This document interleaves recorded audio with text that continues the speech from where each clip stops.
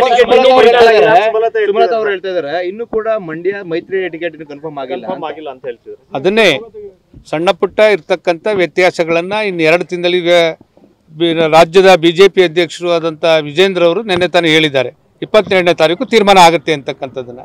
ಮತ್ತೆ ನಾಳೆ ಬಿಜೆಪಿ ಪಕ್ಷದ ಹೈಕಮಾಂಡೇ ತೀರ್ಮಾನ ಮಾಡಿ ಹೇಳುತ್ತೆ ಯಾವ್ಯಾವ ನಮಗೆ ಯಾವುದು ಅವ್ರಿಗೆ ಯಾವುದು ಅಂತೇಳಿ. ಅದ್ರ ಮೇಲೆ ಅಭ್ಯರ್ಥಿಗಳನ್ನು ನಾವು ಆಯ್ಕೆ ಮಾಡಿಕೊಂಡು ಒಕ್ಕೋರ್ಲಿಂದ ನಾವು NDA ಅಭ್ಯರ್ಥಿಗಳ ಗೆಲ್ಲಲಿಕ್ಕೆ ಕೆಲಸ ಮಾಡ್ತೀವಿ. ಈಗ ಬಹುತೇಕ ನಾವು ಒಂದು ನಿರ್ಣಯವನ್ನು ನಾವು ಮಾಡಿದ್ವಿ. ನಾವೆಲ್ಲ ಶಾಸಕರು, ಮಾಜಿ ಶಾಸಕರುಗಳು, ನಮ್ಮೆಲ್ಲ ಮುಖಂಡರು ಸೇರಿ ಕುಮಾರಣ್ಣವ್ರನ್ನೇ ಈ ಸಲ ಕರ್ತರಬೇಕು. ಇವತ್ತು ಬಲಿಷ್ಠವಾಗಿ ನಮ್ಮ JDS ಪಕ್ಷವನ್ನು ಆ ಮಂಡ್ಯ ಅಂದರೆ ಇಂಡಿಯಾ ಅಂತಕ್ಕಂಥ ಒಂದು ದಿಕ್ಸೂಚಿ ಏನಿದೆ ಅದಕ್ಕೆ ಒಂದು ಹೊಸ ನಾಂದಿಯನ್ನು ಆಡಬೇಕು ಅಂತಕ್ಕಂಥದ್ದನ್ನು ನಾವು ಒನ್ಲೈನ್ ರೆಸಲ್ಯೂಷನ್ ಮಾಡಿ ಅವ್ರಿಗೆ ನಾವು ಕಳಿಸ್ಕೊಟ್ಟಿದ್ವಿ.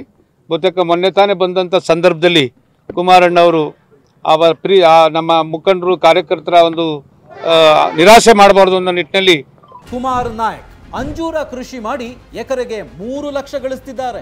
ನೀವು ಕೂಡ ಅವರಿಂದ ಕಲಿಬೇಕಾ? ಅವ್ರ ಜೊತೆ ವಿಡಿಯೋ ಕಾಲ್ನಲ್ಲಿ ಮಾತಾಡಬೇಕಾ? ಈಗಲೇ ಫ್ರೀಡಮ್ ಆ್ಯಪ್ ಡೌನ್ಲೋಡ್ ಮಾಡಿ. ಬಹುತೇಕ ಒಪ್ಪಿಗೆಯನ್ನು ಸೂಚಿಸುವಂಥ ಒಂದು ಹಂತಕ್ಕೆ ಬಂದಿದ್ದಾರೆ.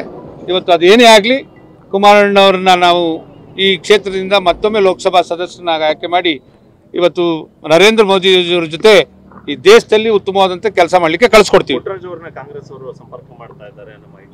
ಬಹುತೇಕ ನಾನು 1979-80ರಲ್ಲಿ ಒಬ್ಬ ದೇವೇಗೌಡರ ಮನೆ ಮಗನಾಗಿ ಅವ್ರ ಜೊತೆಯಲ್ಲಿ ನಿಂತಿದ್ದೀನಿ. ನಾನು ಯಾವತ್ತೂ ದೇವೇಗೌಡರ ಮನೆ ಮಗ, ನನ್ನ ಕೊನೆಯ ಉಸಿರು ಕಂಡ ದೇವೇಗೌಡರ ಜೊತೆಯಲ್ಲಿ ಇರ್ತೀನಿ ಅಂತಕ್ಕಂಥ ಮಾತನ್ನು ಹೇಳಿಕ್ಕೆ ಬಯಸ್ತೇನೆ.